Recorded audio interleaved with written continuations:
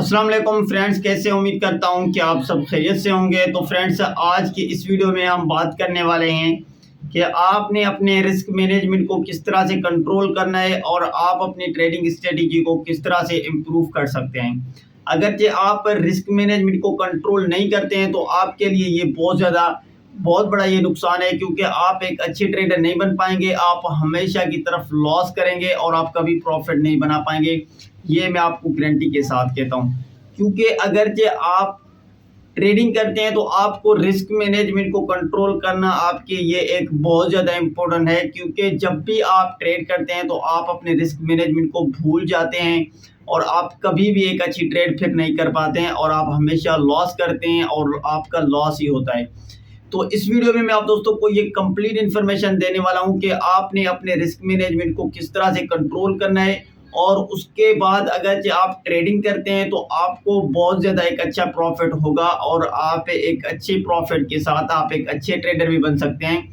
Day by day सारी चीज़ें आप दोस्तों को इम्प्रूव होती जाएगी, क्योंकि अगर जो आप रिस्क मैनेजमेंट को कंट्रोल नहीं करते तब तक आप एक अच्छे ट्रेडर नहीं बन पाएंगे। क्योंकि इसकी वजह ये है कि जब आपके पास कुछ डॉलर्स होते हैं और आप कुछ प्रॉफिट बना लेते हैं, उसके बाद आप क्या करते हैं कि आप बड़ी बड़ी लॉट्स लगाना स्टार्ट करते हैं। और आप लॉट्स लगाने के बाद आप क्या करते हैं कि आप अपने अकाउंट वॉश कर देते हैं। और इसका मेन रीज़न यही है कि आपने अपने रिस्क मैनेजमेंट को कंट्रोल नहीं किया होता है और आपने अपनी जो टारगेट है और आपने अपना जो रिस्क मैनेजमेंट है आपने उसको अपने मुताबिक आपने उसको सेट नहीं किया होता है। तो इस वजह से आपको बहुत ज़्यादा लॉस होता है। तो इसी वीडियो में आपको कंप्लीट इन्फॉर्मेशन मिलने वाली है। आप दोस्तों को कंप्लीट इन्फॉर्मेशन देने वाला हूं कि आपने किस तरह से अपने रिस्क मैनेजमेंट को कंट्रोल करना है और क्या क्या चीज़ें आपने ऐसी हैं जिनको आपने फॉलो करना है। आप अपने रिस्क मैनेजमेंट को कंट्रोल कर सकते हैं, उसके बाद आप एक अच्छे ट्रेडर भी बन सकते हैं और आप अपना ट्रेडिंग स्टाइल और आप अपनी ट्रेडिंग को इम्प्रूव कर सकते हैं। तो ये वीडियो आपको कंप्लीट इन्फॉर्मेशन देने वाली है। आप दोस्तों ने वीडियो को स्किप नहीं करना है, वीडियो को शुरू से लेकर एंड तक देखना है ताकि सारी चीज़ें आप दोस्तों को क्लियर समझ आए। तो फ्रेंड्स, चलते हैं अपने वीडियो की तरफ। अगर आप दोस्त चैनल पे न्यू हैं, चैनल को सब्सक्राइब नहीं किया तो चैनल को सब्सक्राइब कर लें एंड बेल आइकन को प्रेस करें ताकि हर आने वाली वीडियोस आप दोस्तों से मिस ना हो सके। क्योंकि यहाँ पे आप दोस्तों को हमारे चैनल के ऊपर फॉरेक्स ट्रेडिंग के रिलेटेड बहुत ज़्यादा आप दोस्तों को इन्फॉर्मेशन मिलने वाली है और यहाँ पे आप दोस्तों को काफ़ी सारी यहाँ पे आप दोस्तों को वीडियोस मिलने वाली है हमारे इस फॉरेक्स ट्रेडिंग के मुताबिक। तो आज मैं आप दोस्तों को ये बताऊंगा कि 3 चीज़ें ऐसी हैं जिनको आपने अपने माइंड सेट के मुताबिक आपने उनको सेट करना है और आपने उनको क्या करना है, आपने उनको ट्रेडिंग स्टाइल और ट्रेडिंग स्ट्रेटजी में आपने अप्लाई करना है, तभी आप एक अच्छे ट्रेडर बन सकते हैं। तो इसका मेन रीज़न ये है कि अगर जे आपके पास सपोज करें, मैं आपको यहाँ पे बता रहा हूँ कि अगर आपके पास 100 का आपको एक अकाउंट है $100 का, तो आपने क्या करना है, आपने उसके ऊपर अगर जे आप लॉट साइज जो यूज़ कर रहे हैं तो उस लॉट साइज को आपने कितना आपने अपने मुताबिक उसको सेट करना है और उसके बाद आप उसके ऊपर कितनी एक अच्छी ट्रेड ले सकते हैं और आपका पर डे का प्रॉफिट कितना हो सकता है। ये सारी चीज़ें मैं आप दोस्तों को इस वीडियो में बताऊंगा कि अगर कि आप पर डे के मुताबिक आप अपने रिस्क मैनेजमेंट को कंट्रोल करते हैं, उसके बाद आप अपनी जो लॉट साइज है उसको उसके मुताबिक सेट करते हैं। आपने अपना एक टारगेट अचीव करना है कि मुझे एक वीक में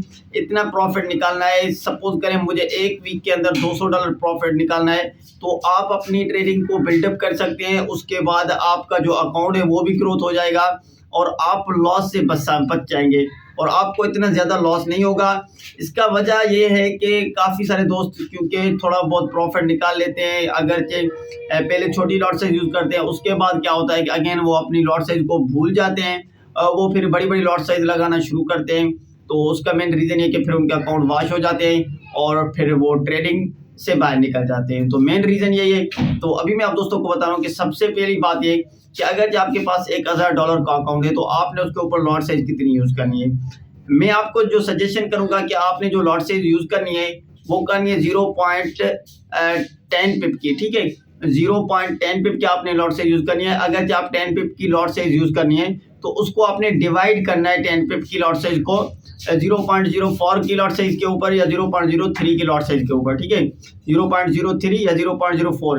तो क्योंकि हमारी अगर 10 पिप के ऊपर हमारी 0.04 के ऊपर हमारी लॉट साइज बनेगी और वो कितनी बनेगी वो 2 बनेगी, ठीक है। अगर हम 3 करेंगे 0.03 की लॉट साइज करेंगे तो हमारी कितनी लॉट साइज बन जाएगी, 3 लॉट साइज बन जाएगी, जिसमें हमें सबसे पहले जो हम अब अगर किसी भी प्राइस के ऊपर हम अपनी एंट्री को ओपन करते हैं और उसके बाद क्या होता है कि अगर ये मार्केट थोड़ा बहुत ऊपर जाती है तो हम अपनी 2 एंट्रीज हमने पहले जो पुट की थी, उसके बाद हमने अपनी जो तीसरी एंट्री है वो हमने थोड़ा सा उसके ऊपर पुट करनी है 20 से 30 पिप के दरमियान।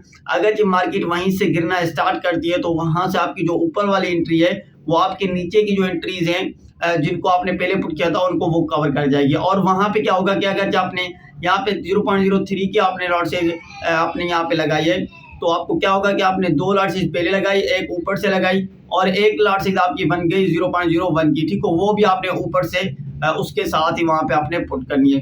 तो यहाँ पे आपके क्या होगा कि 0.04 के ऊपर की लॉट साइज हो गई है और अगर जो आपने नीचे जो तीनों आपने लॉट साइज ओपन की थी 0.03 की, वहां पे क्या हुआ कि 0.06 की आपका लॉट साइज हो गई। अगर जो मिनिमम आपका क्या देखते हैं कि आपका डिफरेंस कितना बनता है कि ऊपर और नीचे वाले लॉट साइज के दरमियान, तो आपका 2 पिप का डिफरेंस बनता है। तो इसमें आपको क्या होगा कि आप इसमें अपने ट्रेड को कंट्रोल करेंगे और आप अपनी ट्रेड को एक अच्छा प्रॉफिट उसमें आप जनरेट कर सकते हैं। तो ये आपने सबसे पहला काम ये करना है जो मैंने आप दोस्तों को ये बताया है कि जब भी आपने रिस्क मैनेजमेंट को कंट्रोल करना है कि आपने अपनी लॉट साइज को इस तरह से यूज करना है और आप अपने ट्रेडिंग के मुताबिक इस तरह से जब आप ट्रेड लेंगे तो ये आपका एक अच्छा इसमें बेनिफिट होगा और यहाँ पे आप एक अच्छा प्रॉफिट बना सकते हैं। नंबर दूसरी बात जो इम्पोर्टेंट बहुत ज़्यादा है, जो काफ़ी सारे दोस्त जो ट्रेडर भी हैं और जो ट्रेडिंग भी करते हैं वो फिर भी वो क्या करते हैं कि इस चीज़ को फॉलो नहीं करते, वो भी अपना लॉस फिर करते हैं, वो भी अपनी उस मुताबिक जो स्ट्रेटजी है उसके मुताबिक अपनी वो लॉट साइज यूज़ नहीं करते हैं। तो इसका मेन रीज़न यही है, मैंने आपको जो बता दिया है पहले कि बड़ी बड़ी लॉट साइज लगाना और बड़े बड़े ट्रेड लेना, तो मेन वजह यही है कि आप दोस्तों ने अपने रिस्क मैनेजमेंट को कंट्रोल करना है। नंबर तीसरी बात यह है कि जो काफ़ी सारे दोस्त ऐसे हैं जो ट्रेडिंग में करते हैं, वो बार बार ट्रेड लेना मार्केट के अंदर अगर आपने एक बार प्रॉफिट बना लिया है तो आपने थोड़ा सा सब्र करना है, आपने 2 से 3 घंटे आपने वेट करना है कि ऐसा नहीं है कि आपने पहले बार आपने प्रॉफिट बना लिया और उसमें आपका एक अच्छा प्रॉफिट निकल गया है तो आपने ऐसा हरगिज़ नहीं है कि आपने अगेन मार्केट में कूद जाना है और अगेन आपने ट्रेड लेनी है। तो इसकी वजह यह है कि अगर आप बार बार ट्रेडिंग करेंगे तो ये आप ट्रेडिंग नहीं करेंगे, ये आप इसको समझे कि आप कोई गेम खेल रहे हैं कि बार बार उसमें जाना, बार बार उसमें ट्रेड करना। तो इसका वजह यह है कि आपको क्या होगा, वहीं पे फिर आपको अगेन लॉस होगा और आप फिर अगेन अच्छा प्रॉफिट नहीं बना पाएंगे। तो आपने इन चीज़ों को अपने माइंड मुताबिक आपने इनको फाइंड करना है और आपने इनको अपने मुताबिक इसको कंट्रोल करना है ताकि आप एक अच्छी ट्रेडर बन पाएँ और आप अपनी ट्रेडिंग स्ट्रेटजी को इम्प्रूव करें। तो अगर ये तीनों चीज़ें मैंने आपको बताई कि जब आप ट्रेडिंग करें तो आपकी लॉट साइज छोटी हो और अगर जे आप जब ट्रेड करते हैं तो आपने उन ट्रेड के मुताबिक जो मैंने आपको बताया कि आपने लॉट साइज जो यूज़ करनी है इस तरह से आपने अपनी लॉट साइज यूज़ करनी है ताकि आगे आपको कोई भी मसला ना हो। अगर जे मिसाल तौर के ऊपर अगर जो आपने कोई एसिल का पॉइंट रखा हुआ तो वहाँ पे आपका जो लॉट साइज होगा, अगर जे सपोज करें $1000 के ऊपर आपने 50 पिप के दरमियान आपने एसिल दिया है तो वहाँ पे आपको कितना लॉस होगा। अगर कि सपोज करें आपको वहाँ पे $50 का लॉस होता है तो आपने अपना नीचे जो टीपी टारगेट रखा होता है तो वहाँ पे आपने 100 पिप का यहाँ पे टीपी टारगेट रखा होता है ताकि आपको जहाँ पे आपने एसएल का टारगेट रखा था वो था आपका 15 पिप का और नीचे अगर जो मार्केट जाए तो वहाँ पे आपको एक $100 का प्रॉफिट हो।